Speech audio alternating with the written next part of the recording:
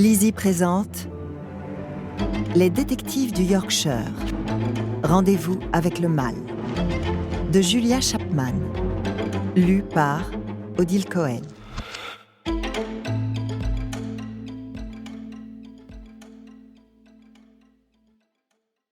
En souvenir de Sandy George, une dame qui aimait les livres. Sandy, je crois que toi aussi tu aurais adoré Broncliffe. Chapitre 1. Elle essaie de me tuer. Au désespoir, Samson O'Brien résista à la tentation de se prendre la tête dans les mains. Les jointures blanchies par l'effort, il resserra sa prise sur son stylo à billes et sourit à la vieille dame assise en face de lui. « Madame Shepherd, commença-t-il, je ne crois pas que... » « Mais si, j'en suis sûre. » le coupa-t-elle. « Je l'ai vue, vous comprenez?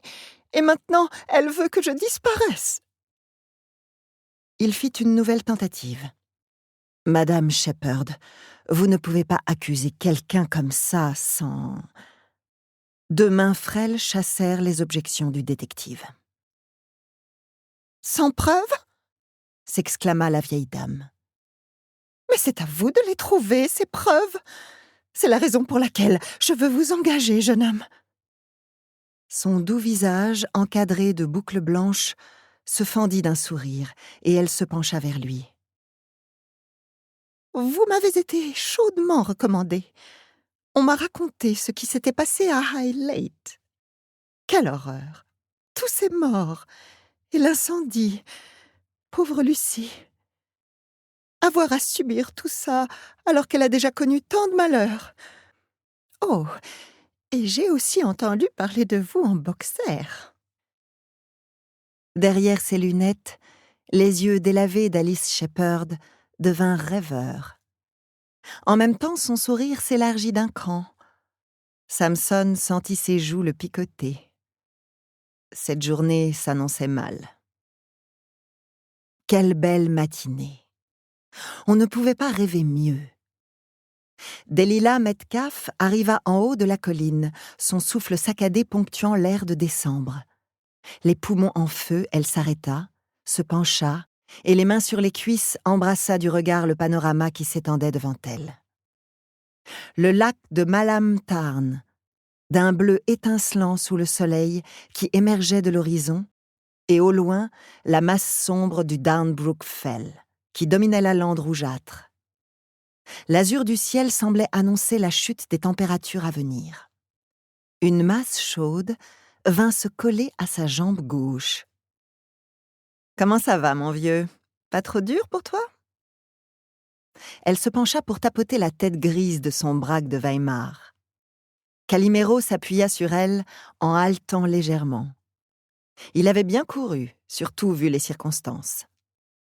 Après tout, cela faisait à peine 1 mois qu'il avait été poignardé. Elle essayait de ne pas y penser. De ne pas penser à l'incendie du mobil-home de sa belle-sœur Lucie, aux pauvres gens qui avaient été assassinés, à sa course éperdue à la poursuite du tueur. Elle prit une profonde inspiration et reporta son attention sur le lac de montagne. C'était du passé. Et Calimero pouvait de nouveau courir à ses côtés. « On va y aller plus doucement pour rentrer chez nous, hein ?» Le chien la regarda solennellement, de ses yeux d'ambre, brillants, sans manifester le moindre inconfort. Harriot, le vétérinaire, avait décrété qu'il était rétabli et pouvait reprendre ses balades. Mais Delilah avait hésité longtemps avant de l'emmener à nouveau dans les collines avec elle. Ce n'était pourtant pas faute de le vouloir. Sortir tous les matins sans son compagnon, sans cette grande ombre grise qui s'étirait devant elle et l'incitait à se surpasser, avait été une torture. Et ça avait été une égale torture de rentrer, après une course solitaire, dans son cottage perché sur la colline de Broncliffe pour retrouver son chien qui l'attendait anxieusement à l'intérieur. Généralement près d'un tas de confettis, vestiges d'un coussin, d'une chaussure ou autre bricole qu'elle avait imprudemment laissée à sa portée en son absence. Angoisse de séparation. Elle avait un braque de Weimar atteint d'angoisse de séparation.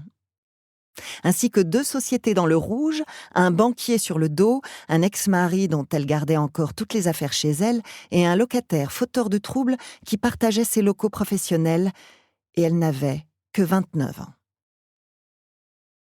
Mais après les événements du mois passé, rien de tout cela n'avait plus d'importance. Elle se réjouissait tout simplement qu'ils aient survécu, Calimero et elle. Allez, viens.